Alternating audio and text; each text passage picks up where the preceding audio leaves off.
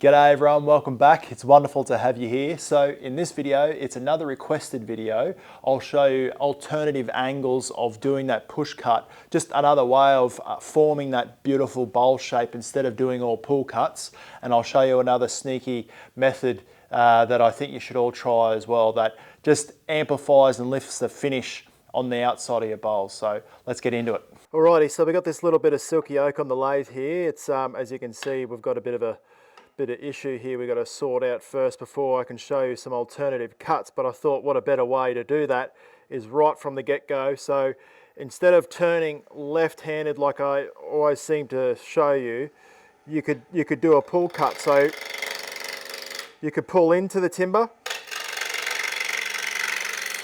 you could pull into it that way.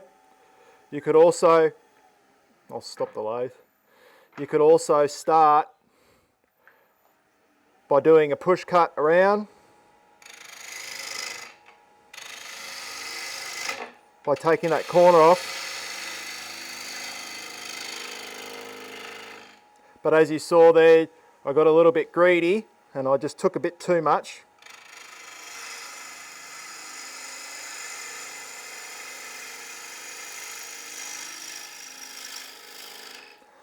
The only reason why I don't like doing that is because you wear the shavings when you're doing that push cut. Yeah, so I've still got a little bit to go there, got a little bit of a flat spot, but you can pretty much see that it leaves a really good clean surface when you do that. So, so I showed you the pull cut, push cut, and like I like to do is turning left-handed.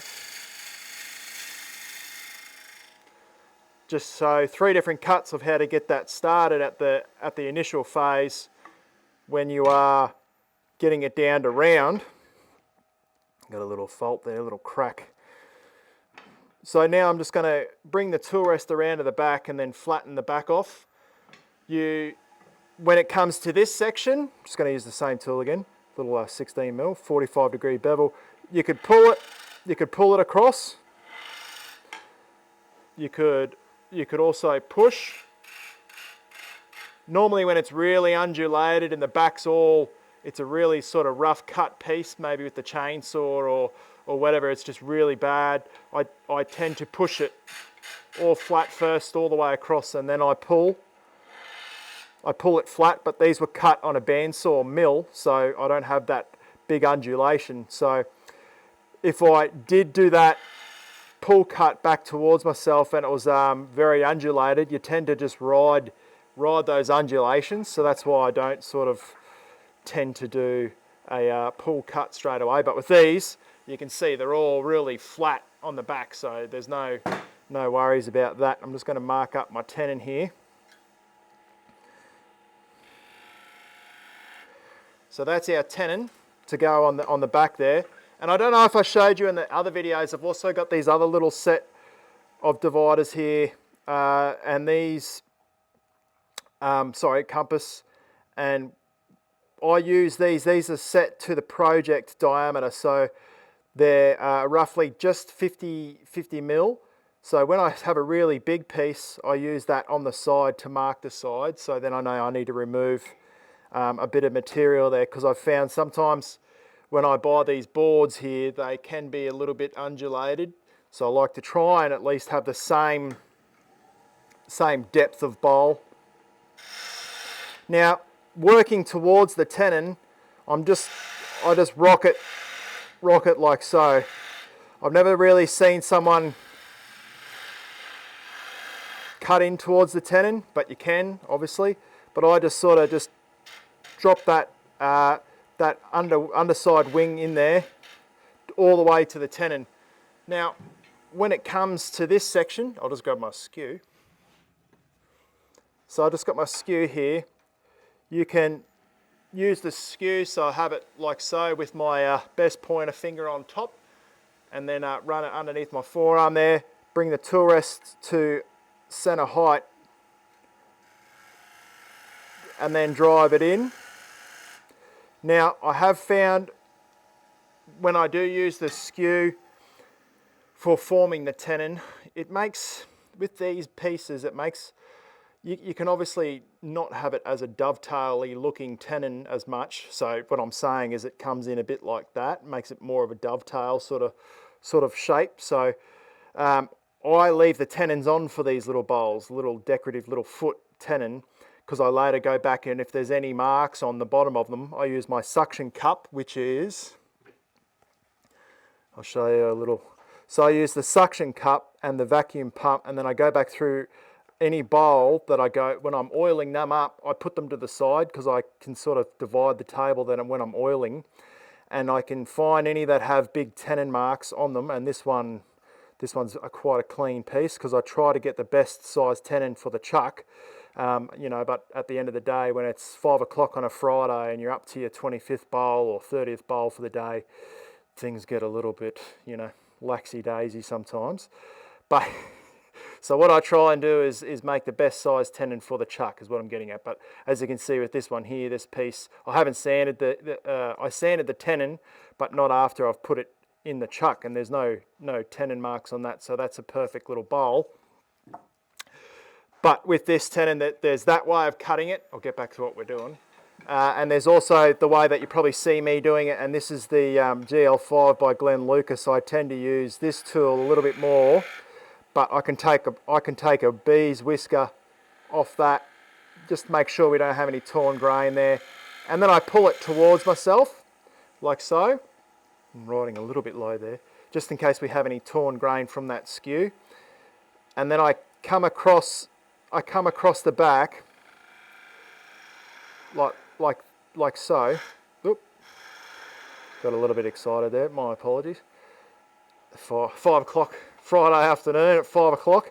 Now one way, if you're experiencing a lot of torn grain, you can come back the other way, and I learnt this off Mike Mahoney when doing platters. Come back the other way, but yeah, that's not too bad there. We'll leave it at that. Actually, no, it's a little bit rubbish in there actually. I'm just going to quickly clean that up there. Now, this section here, what I'm going to do is bring the tool rest around, and you have to have it so you can get around the back there, and you can get around the back, but you're not. What I always try and be careful of, and this is just how I do things. You know, you don't have to do what I'm doing, but I'm just showing you some alternative ways that I do things sometimes. You have to be careful that you don't run your tool too far out. And the way I position my arm, someone in my comments wanted to see, my apologies, wanted to see the front view when I'm making this cut. And what you have to envisage in your mind is you're going to go open a car door. So you got your knuckles facing up, your palm facing down, and you're going to open that, grab that car door lever, and you swing that car door open. So you're going to hold your hand out and then swing that car door open, and you're going to come around and follow up the bowl. But one thing you have to be mindful of, that I always try and catch myself and position the tool rest right, is you never want your tool rest running in line with your tool like that. You try and have your, you know, because obviously that's not a very nice, safe way to do things. So you want to try and, with here, I'll be able to just open it up a bit, the tool rest, and then I'll be able to start that cut there and come around. But the first thing, I don't start back here. I take the corner off first. So this is the alternative way, because normally you've probably seen me just do that pull cut, and then I finish with the push cut. But you can do a push cut from the get-go. So come around that corner and then open the flute up slightly. But you don't want to get too greedy, because you might have seen before when I started, it just rips that timber out. So you want to take it easy on that first little initial cut there and not take too much. So I've come back there as much as I can with that 45, probably there. Open my flute, rolling my right hand, making my way up the bowl. And it didn't like that coming all the way to the top. So then, oh, this stuff's dusty as. So then I'm going to come to my little 45. Just going to get in there with that lower wing and then just shear scrape that out. Just cut that any mess that we couldn't get right down to when we first shaped the bowl. Ride the heel, open the flute, make our way around, swing that tool handle towards myself, up to the top. There's something going on there, I'm not liking it. So whenever you have timber that's a little bit tricky to turn, and you get these little bumps in there and you're just full of life, you keep doing these really neat push cuts, and there's like a real hard bit of material in there, in the grain, just come back the other way. So I've got that tool running right down low, and I'm just gonna clean that top up. You could probably hear it. Come back, you can see this little section here, just wanna blend that in. The better finish I can get off the gouge means I don't spend time later on sanding and wasting my time ripping the sandpaper on and off between grits. I can just stick with the 2 grits. Right, so now that's done. And that's a really nice clean little bowl there. Pretty happy with that, but you can see where I did the push cut and where I did that little shear scrape. I don't know if you can really see it, but anyway, the shiny bit is the push cut. So when it comes to sanding, we'll just put a 180 grit on there, but I'm not going to sand because it's already dusty enough. So I just run it in reverse. I'll turn the lathe speed down. I don't have it running its head off. Say 800 RPMs, and then I run the drill counterclockwise. So whatever which way the piece is running, I run the drill the opposite way, and then I work my way all the way down. I don't come too close to that tenon, because the side of the sandpaper will mark that tenon. So I always be super careful, and then I go up to 240 grit. But sorry, before I do that, I then lightly touch the base here. I'm just going to show you what I do here. In there, and then I hold the sandpaper like so, my thumb in there, and then I go across the tenon like that. Just a light little, don't leave it in one spot because you'll get scratch marks or lines. And then there we go. And then I do that with 240 grit, so better 240, this one's a bit secondhand. Same again, come around, and I just get as close as I can, so when it's spinning, I can see the outline of the sandpaper, and I just get as close as I can to that tenon, but I never touch it with the sandpaper because it does the same thing, it leaves those marks on the tenon. Same again, just roll that sandpaper around my thumb, and then across the bottom of the piece there again. If I'm having too much dramas and I can still see some light scratch marks, some timbers, even though they're all pretty much the same, they're all camphor laurel or silky oak, got a little bit of cypress down there as well. I use this little rotary head sander. This one's by Vicmark, and this one was my original by U-Butte Polishers. Unfortunately, they don't make them anymore. It's a shame, but these are the OGs. These are absolutely amazing tools, these rotary head sanders. And I just use the rotary head sander. I've made a full video about that. I'll put it in the description below. It's all the stuff that I do with sanding.